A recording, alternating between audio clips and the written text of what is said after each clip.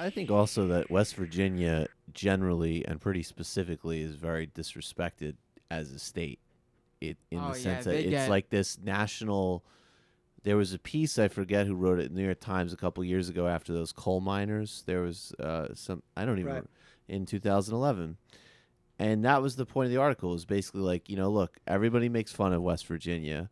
With all like the hick jokes and the white trash and all the stuff that comes with that.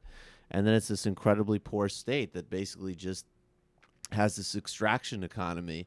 And there's a subtext that we kind of expect that. Right. Like, There- it's it, you talk whatever. about eliminationist. Yeah. I mean, No, that no, is it's a the same surplus dynamic. population. Right. That's irrelevant. Yeah. And that's the subtext of all the coverage. Those folks are just living on our coal. Yeah. Hi, this is Mark from Indiana. Hi, Mark. Hi. I'm a West Virginia native, was born and raised there, lived there for 18 years, and have moved to even a more ridiculous state, but whatever.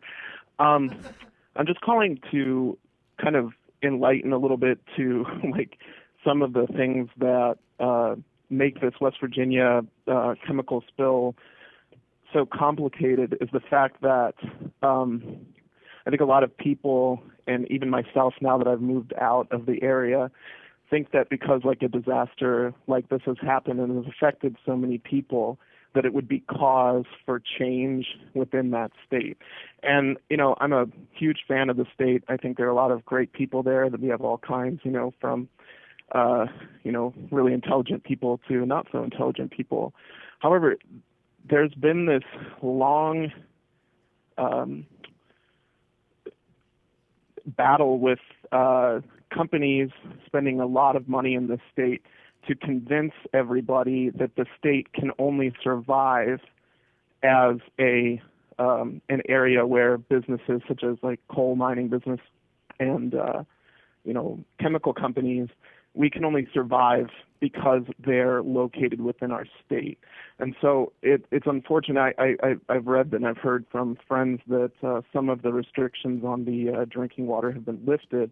However, for a liberal-minded person, like I think it's going to take an extreme amount of focus on the state of West Virginia with environmental groups, not necessarily saying that these type of disasters affect our environment in this way, but kind of teaching people that the state can survive without selling our natural resources and our health to these huge corporations that make a huge dollar off of our state. Like we have super high cancer rates. We've had, people without water for almost a week now. And I'm still seeing things on Facebook and, through other means of, reading comments of newspaper articles that people in West Virginia seem to think this is somewhat the cost of, doing Yeah, business. this is Well, this we'll is let them basically. pollute our water. It seems to me this is basically a hostage crisis, right? I mean, these Exactly. people, the people in West Virginia, they basically it's basically the choice of slow poison or no food. Slow poison or, no education or no services or, no survival. This is just basically blackmail, writ large. And, the people of West Virginia, need to be given some type of hope that there's some other alternative rather than them having to make the choice between, am I able to put food on the table for my kids?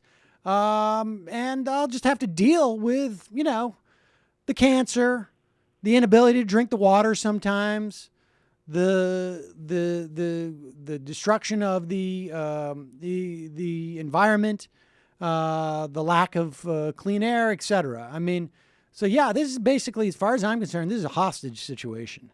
And, until we can address exactly the incredible poverty and deprivation amongst the West Virginian people, we're just sitting back and just watching them being abused, essentially.